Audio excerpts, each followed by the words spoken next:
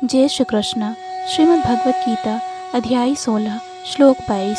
एतैर्विमुक्तः कौन्तेय तमोद्वारैस्त्रिभिर्नरः आचरत्यात्मनः श्रेयस्ततो याति परां गतिम्। इस श्लोक में भगवान श्री कृष्ण अर्जुन से कहते हैं कि हे कुंती पुत्र, जो व्यक्ति इन तीनों नरक द्वारों से बच पाता है वह आत्म साक्षात्कार के लिए कल्याणकारी कार्य करता है और इस प्रकार क्रमशः परम गति को प्राप्त होता है। अर्थात मनुष्य को मानव जीवन के 3 शत्रुओं काम, क्रोध तथा लोभ से अत्यंत सावधान रहना चाहिए। जो व्यक्ति जितना ही इन तीनों से मुक्त होगा उतना ही उसका जीवन शुद्ध होगा। तब वह वैदिक साहित्य में आदिष्ट विधि विधानों का पालन कर सकता है।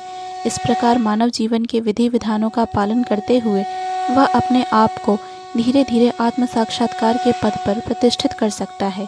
यदि वह इतना भाग्यशाली हुआ कि इस अभ्यास से कृष्ण भावनामृत के पद तक उठ सके तो उसकी सफलता निश्चित है।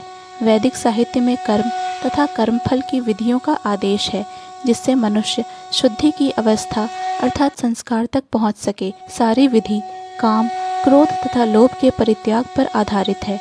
इस विधि का ज्ञान प्राप्त करके मनुष्य आत्म साक्षात्कार के उच्च पद तक उठ सकता है और इस आत्म साक्षात्कार की पूर्णता भक्ति में है। भक्ति में बद्ध जीव की मुक्ति निश्चित है।